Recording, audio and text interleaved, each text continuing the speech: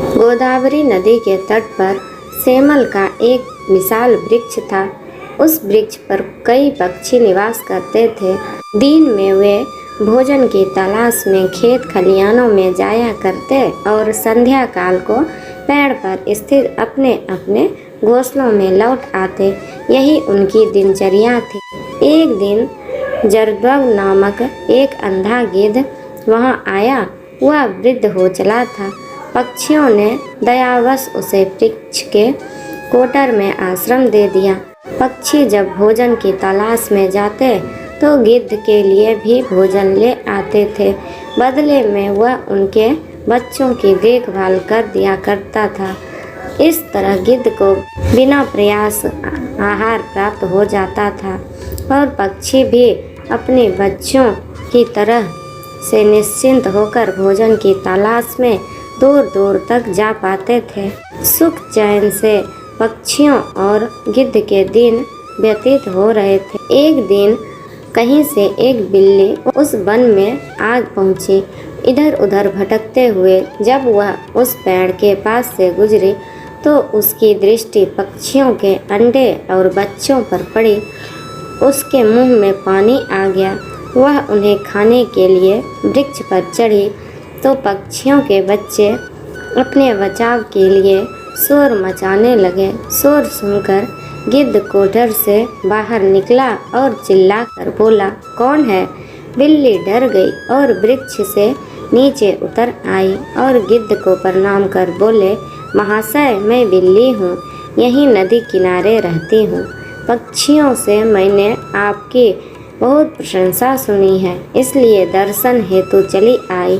कृपया मेरा प्रणाम स्वीकार करें। गिद्ध ने उसे वहाँ से चले जाने को कहा। वह जानता था कि बिल्ली पक्षियों के बच्चों के लिए खतरा है। बिल्ली समझ गई कि भले ही गिद्ध अंधा और बूढ़ा क्यों न हो, उसके रहते पक्षियों के अंडों और बच्चों पर हाथ साफ करना असंभव है। वह किसी तरह पानी चिकनी चुपड़ी बातों से उसे विश्वास में लेने का प्रयास करने लगी। वह बोली, महाशय, मैं जानती हूँ कि आपको मुझ पर संदेह है। आपको लगता है कि मैं पक्षियों के बच्चों को अपना आहार बना लूँगी, किंतु विश्वास करें, ऐसा नहीं है। एक दिन एक महात्मा से मिलने के बाद मैंने मांस खाना छोड़ दिया है। मैं पूर्णतः शाकाहारी बन गई हूँ और अपना समय धर्म कर्म की बातों और कार्यों में ही लगाती हूँ। आपकी प्रशंसा सुनकर आपके सानिध्य में कुछ व्यतीत करने का विचार कर आपके पास आई हूँ। कृपया मुझे अपने सानिध्य में रख लें। गिद्ध उसके चिकनी चुपड़े बातों में आ गया और उस पर विश्वास कर बैठी।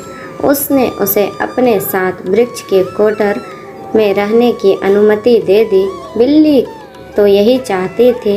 वह गिद्ध के साथ उसी कोटर में रहने लगी और अवसर पाकर एक एक कर पक्षियों के अंडे और बच्चे खाने लगी। एक एक कर अपने बच्चों और अंडों के गायब होने से सभी पक्षी चिंतित और दुखी थे। एक दिन सबने इसकी जांच पड़ताल करने की ठानी। जैसे ही बिल्ली को इस बात का अंदेशा हुआ, वो कोटर छोड़कर भाग गई। इधर जांच पड़ताल करते हुए पक्षियों ने जब वृक्ष के कोटर में झांका तो उन्हें वहाँ ढेर सारे पंख पड़े हुए दिखाई पड़े। उन्हें लगा कि गिद्ध ने ही उनके बच्चों को खा लिया है। वे सभी आक्रोश में आ गए और चोंच मार मार कर बूढ़े गिद्ध का काम तमाम कर दिए। बिल्ली पर विश्वास का बेचारा गिद्ध व्यर्थ में ही अपने प्राणों से हाथ धो बैठा। सीख, जिसके कुल गोत्र या स्वभाव की जानकारी ना हो, उसे आश्रय नहीं देना।